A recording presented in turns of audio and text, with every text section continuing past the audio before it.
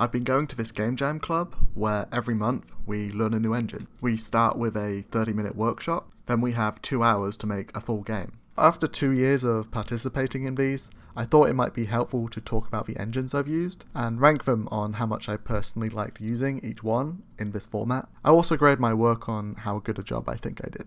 My hope is this video spreads the word on how fun these type of jam clubs can be, so you all set your own ones up. First game engine is Neocities. What do you mean HTML isn't a game engine? You clearly haven't seen this meme I made a couple years ago, which is most likely. Anyway, Neocities is a newer version of GeoCities. It lets you host websites real easy like. Well, you still need to learn HTML, but to be honest, often in these jams, you can get by just learning one or two things and only using that to make something.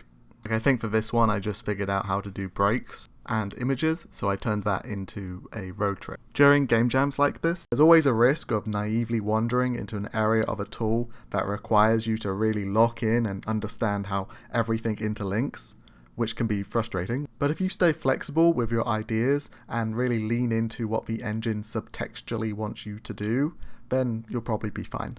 In the end, I wasn't really happy with what I did, mostly because I had a hard time letting go of my ego. It's like, what do you mean this isn't perfect? I spent 2 hours on it. This whole thing is more about practicing being creative and technical, you know? I'll put the experience with B and my personal quality ranking at C. In the past, I've looked down on Bitsy games. I guess I always associated them with overly tender auto-bio games. Like, it felt like a shortcut to making something emotionally raw. That was stupid. Bitsy is super fun and funny to use. Maybe I wouldn't want to live in an engine like this for a full project, but there's always something nice about having an aesthetic be kind of low-key enforced by the engine itself. It frees you to think of other parts of the experience. Making this game reminded me that you don't need mechanics or anything complicated to make a game feel complete. Sometimes just putting 6 things in a room is enough. A tier and A tier. Construct free. In context of all serious game engines, Construct is maybe a niche tool.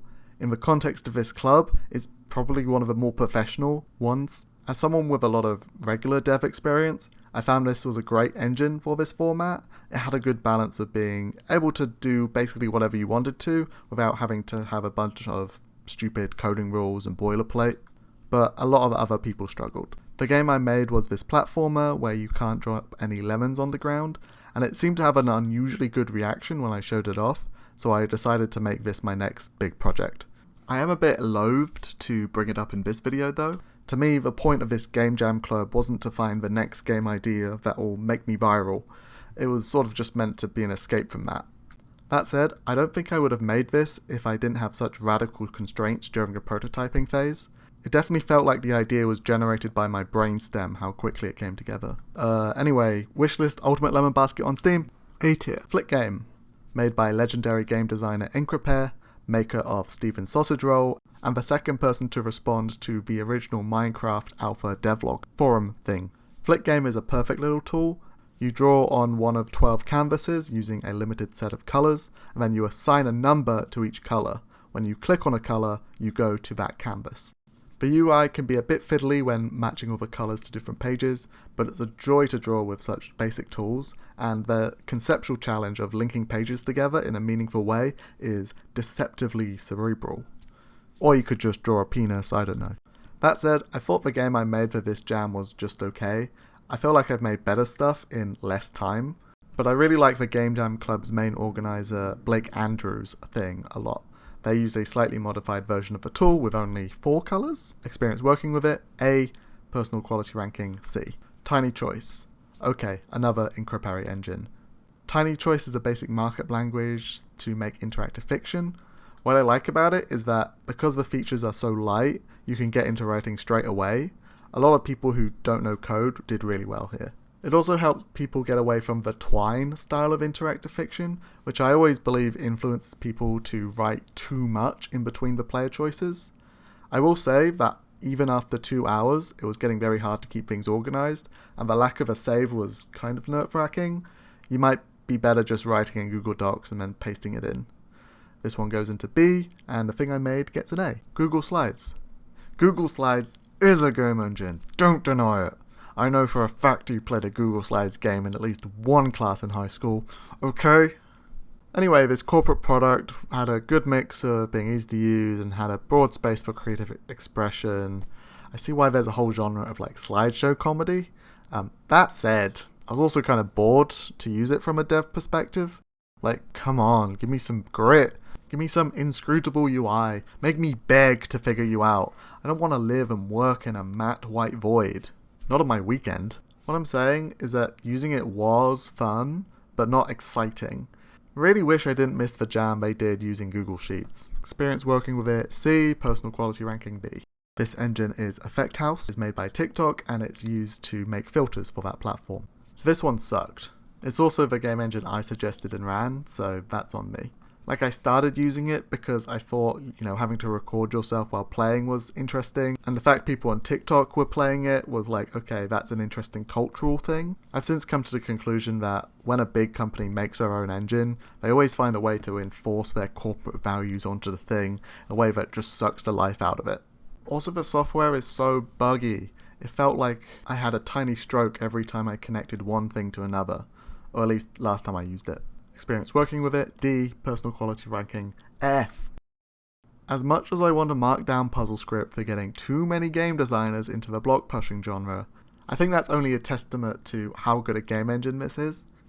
You basically write out all the levels, art, and block interactions in a text editor. It looks intimidating at first, but once it clicks, it's super simple. Even within 2 hours of playing with it, you can come up with highly complex mechanics. Out of all the engines we've done, I'm most confident calling this one genius. Experience working with it, A. Personal quality ranking, C. Twine is a classic tool for this sort of jam. Like Bitsy, I'd sort of written off this engine as not really being for me, but I was surprised by how seamlessly ideas flew out of me when I actually sat down with it. More importantly, I think the jam format allowed me to see how other people took on the same challenge, which is super inspiring.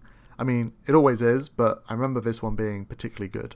Experience working with it, B. Personal quality ranking, A+.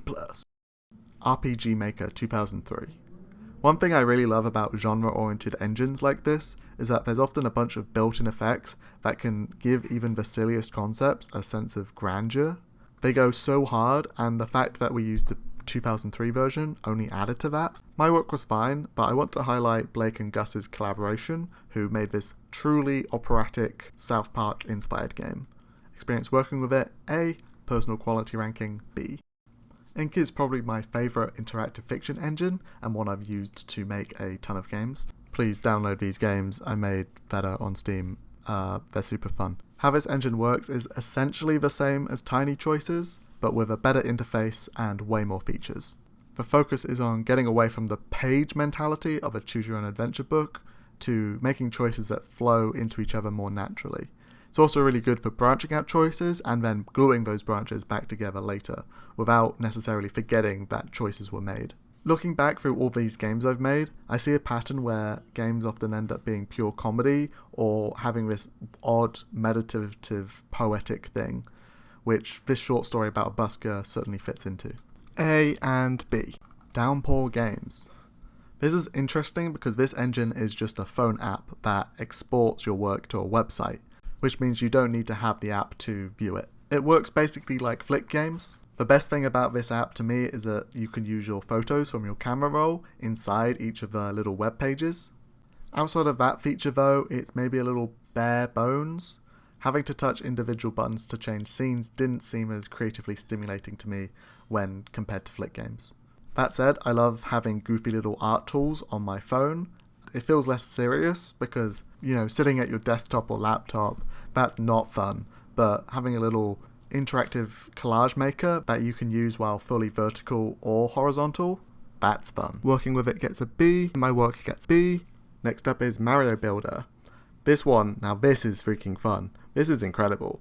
It's basically a Mario Maker built as a mod on top of the original Mario 64 with this cool Minecraft-like Lego system for making the environments. I made this level where the concept is that you're not allowed to jump. The only problem is that there's no way of actually communicating that in the game itself.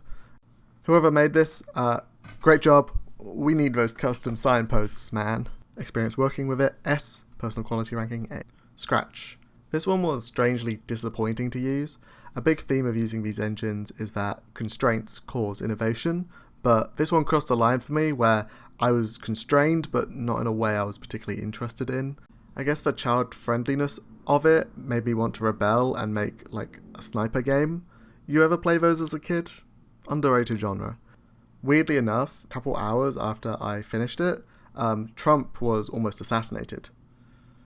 This one goes in C. Zoom.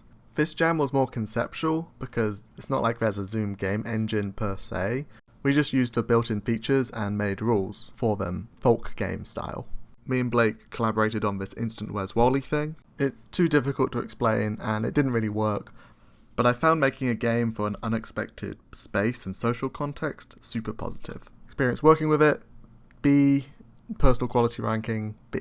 GB Studio is used for making Game Boy games that run on the original hardware. It's actually quite well thought out and easy to pick up, which is strange because the limitations of that hardware impacts the game design in a super prominent way. The guy who ran the jam this time was super great. He actually brought in his actual Game Boy, so we had the option of loading our game onto that. See, this is why in-person game jams are great. You can just do goofy stuff like that. Experience working with it, B. Personal quality ranking, C. VVVVV is an early 2010s indie deep cut that still needs more flowers. Terry Kavanagh made a level editor for it that's free. If you want to get into level design, I highly recommend starting with this engine. When you're making a game from scratch, it takes a very long time to get to the stage where you're actually doing real level design, because you can only really do that once you have multiple mechanics in, which can take forever with a heavy-duty engine. I recommend you make some levels in the level editor before playing V. You would get to see what you did and then what the professional did, right? I never did that, and that sounds fun. This one gets an upside down V, so an A. Ren'Py. Sort of like with JRPG Maker, Ren'Py makes working with certain narrative and paradigms super accessible. Having used so many different narrative engines, I've really come to appreciate the differences between all of them. Like, conceivably you could make the same thing in all of them, but each tool makes different actions easier or harder to create, depending on what the values of that engine are. Like, Twine comes from more of a web art perspective, so things sort of feel more spatial. Ink comes from more of like a traditional interactive fiction tradition, so it focuses more on choices. And Ren'Py, of course, comes from the visual novel community, so all the tools are built more to foreground character. I made a frog dating sim where you go to grad school. Experience working with it, A. Personal quality ranking, A. Inform 7 is a game engine for making parser-based text adventures. You know, like that secret game you could find in Call of Duty Black Ops. Inform 7's big accessibility feature is that it allows you to use natural language to make the game. No difficult to learn programming syntax here, just write it how you would any other human thing. And it sucks! It's absolute ass. The whole thing is like collaborating with a pedantic nerd who thinks he's being helpful when he's actually stabbing you in the eyeballs. Write code in the way you'd write anything just means add a bunch of complicated nonsense to your code. If PuzzleScript taught me anything, it's that abstraction makes things easier to learn, not harder. Aside from that, writing a parser-based text adventure is a ton of fun. I made this weird horror thing that surprised me and like how strange it turned out. I was playing with point of view and dream logic, and it was all very cool. This is definitely the best result to worst time with an engine out of any of these jams. Experience, D. Personal quality, A. Official Hamster Republic role-playing game construction engine. GIMP is to Photoshop what the official Hamster Republic's role-playing game construction engine is to RPG Maker. As in, it's a quirky, free alternative that the coolest person you know will die for, even if half the design decisions of this thing are just very strange. Like, you navigate all the menus with arrow keys in this terminal window type thing. It definitely feels like a game within itself, or like you're LARPing as some sort of 80s RPG developer. To my knowledge, this thing is still being updated after 20 years, so that's cool. Also, check out the rest of the lore about the Hamster Republic. I haven't, but it looks fun. A tier, and my personal work was bad, so D. ZZT. It may not look like it, but ZZT is Fortnite. Literally made by Epic Games. Z is a engine from the 90s that lets you make action-adventure games in this ASCII style. The idea was that you just export the file, then share and import levels through the internet. It's fun, and also weirdly specific on how the enemies work. Like, what is up with these slimes? When I was making my game, it was hard to not meditate on why it was made. It was like, this is the first experiment that led Epic CEO Tim Sweeney to conclude that giving everyday people a cool tool to make funny, arty, weirdo games wasn't going to be that profitable. No, the real money is making an engine for other professional devs to use. No. The way you really make money is to sell your platform to brands to create marketing pseudo events. No. The real way to make money is to capture the creative energy of everyday people and stick it into your own ecosystem so that their work can never escape. Okay, whatever. I made this game about walking by a river and reading some text. B tier. Muggan is an engine for creating fighting game characters. You might have seen this video of a Timberland shoe fighting go viral. I also recommend you look at the Salty Bets Twitch stream because that uses it. Honestly, mad respect to anyone who uses this because Muggan is a nightmare to use. You would think you could just replace out a bunch of pre-existing sprites with your own. Nope. You'll just get stuck in a never-ending labyrinth of color palettes, weird move lists, and submenus. At a certain point, you just got to submit to the chaos and enjoy making something out of spite. Muggan is extremely cool though, because you can export your character and have them fight any other character made in Muggan. And it would have been sick if that worked for this 2-hour jam, but unfortunately that didn't really happen. Okay, before I give this engine a score, I want to once again show my grandest admiration for anyone who makes stuff with this thing. You are amazing. Experience working with this thing F, personal quality ranking F. Okay, that should be all of them. When I started to write this video, I didn't quite realize the impact this monthly ritual has had on me, how I slowly gathered this wealth of small opinions that didn't even register as novel to me, let alone just the pile of just 2-hour games. That's why I want to say this. Try setting up your own 2-hour game jam club, especially if you're in college or part of a regional indie scene, or maybe if you're just on a Discord. 30 minutes, workshop. 2 hours, game jam. 30 to 45 minutes, show off. Play some good music during it. Make sure everyone has a place to sit near everyone else. Having snacks and coffee is pretty cool. You could promote on flyers or Instagram 2 weeks in advance and then remind everyone like a day or so before. And then after all that, just focus on making the best thing you can in the time you have. Then let it go, like another perfect, uneven stone left on the beach. Shout out to the glorious Trainwreck community for inspiring this practice, and thank you for watching.